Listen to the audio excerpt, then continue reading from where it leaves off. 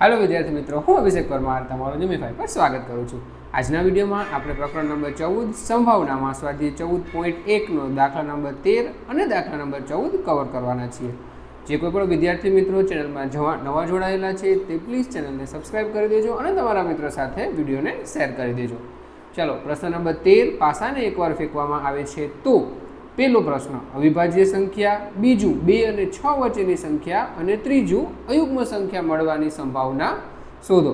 चलो पहला पासानी बात है, याद करो आपणे कीधुं कि पासो है और एक वार पासो फेंकवानो होय तो कुल केटला परिणाम आवे तो कि 6 परिणाम आवे। तो सौथी पहला आपणे कुल परिणाम लखी नाखशी तो कि भाई कुल परिणामनी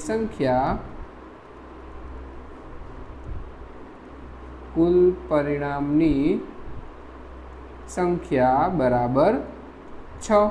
हवे जो पेलो प्रश्न एने कीधुं छे, पेलो प्रश्न शुं कीधुं छे कि भाई अविभाज्य संख्या होवी जोईए। तो चलो पेला माटे उद्भवता परिणामनी संख्या जो अविभाज्य कीधुं छे, अविभाज्य एटले केवी कि जेनो कोई भाग शक्य नथी। अविभाज्य संख्या केटली आवशे? जो 2 आवशे, 3 आवशे अने 5 आवशे, बरोबर ने। पासामां जो आटली संख्या हशे 1 2 3 4 5 અને 6 अविभाज्य संख्या एटले केवी कि जे कोईना पाड़ामां न होय। जो 2 छे, 3 छे અને 5 छे आ बधी अविभाज्य संख्या एटले के प्राइम नंबर छे, बरोबर। तो उद्भवता परिणाम केटला थई गया आपणा पासे 3।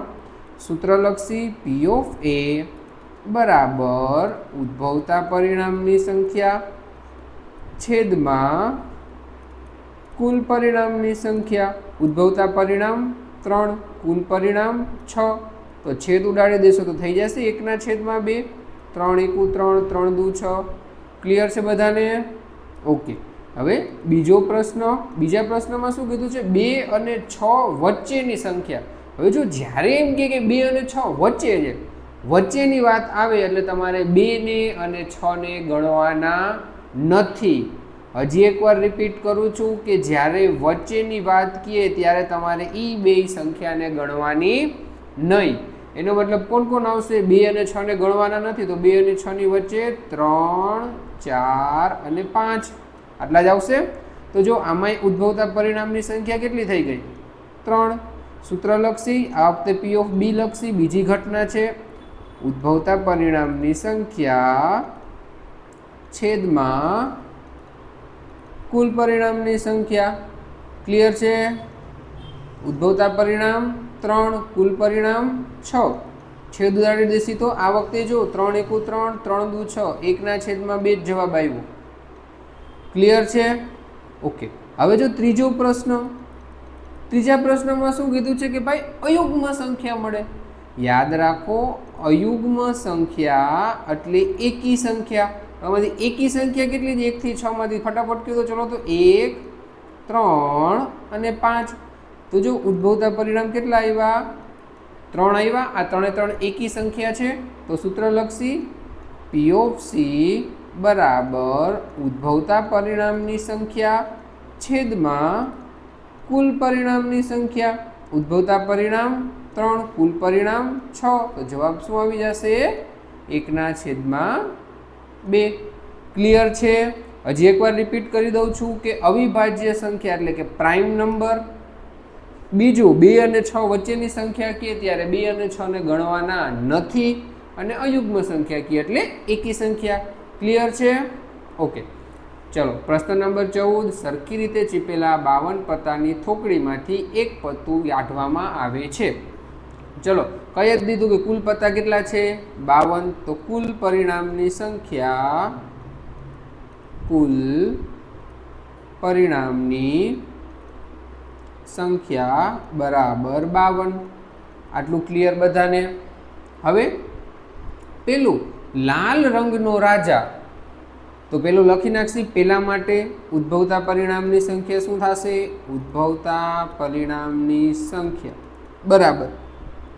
हवे याद करो लाल रंगना केटला राजा होय? तो आपने खबर है कि 2 ज राजा आवशे, बरोबर ने। एक दिलनो अने एक चौकटनो, बरोबर। लाल रंगना कीधा छे, लालनो राजा नथी कीधो। हजी एक बार कहूं छुं खाली लाल लखेलुं होय लालनो राजा एनो मतलब के दिलनो राजा, बरोबर है। लाल रंगनु कीधुं छे એટલે આપણે બે લેવાના। બરોબર, દિલનો અને ચોકટનો. તો ઉદ્ભવતા પરિણામની સંખ્યા 2. તો સૂત્ર લખશી પી ઓફ એ બરાબર ઉદ્ભવતા પરિણામની સંખ્યા છેદમાં કુલ પરિણામની સંખ્યા. ઉદ્ભવતા પરિણામ કેટલા છે? 2. કુલ પરિણામ કેટલા છે? 52. જો છેદ ઉઠતો હોય તો તમે ઉડાડી શકો છો. 2 × 2 અને 26 × 2 52. તો જવાબ શું આવશે? 1/26. ક્લિયર છે?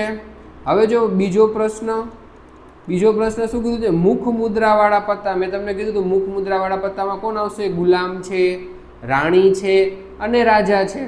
બરોબર, એટલે ટોટલ કેટલા ગુલામ હશે? 4 ગુલામ હશે, 4 રાણી હશે અને 4 રાજા હશે. તો ટોટલ મુખ મુદ્રાવાળા પત્તા કેટલા થયા? તો કે 12. તો ઉદ્ભવતા પરિણામની સંખ્યા બરાબર 12. હવે હું સૂત્ર લખતો નથી, વારે વારે તમારે લખવાનું છે. બરોબર, તો 12 ઉદ્ભવતા પરિણામ છેદમાં કુલ પરિણામ 12/52. હવે આનો છેદ ઉડાડવો હોય તો તમે ઉડાડી શકો છો, ડાયરેક્ટ પણ ઉડાડી શકો છો. જો ડાયરેક્ટ યાદ ન આવે તો તમે અડધા અડધા કરી દેજો. 12 ના અડધા કેટલા થાય? 6. 52 ના અડધા 26. હજી અડધા થાય છે તો શું કહેશો? હા સર થાય છે. હજી કરી નાખો. 3 આના 13.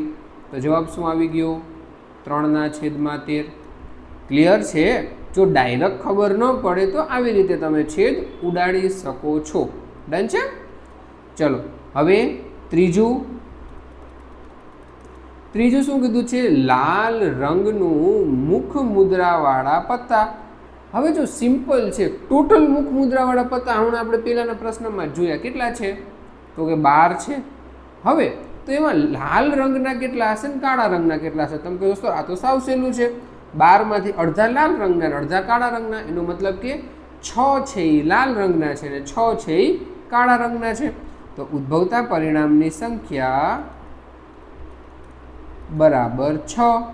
બરોબર છે? તો પી ઓફ સી બરાબર 6/52. અડધા કરી દેશે તો શું થશે? 3/26. ક્લિયર છે? ડન? ઓકે.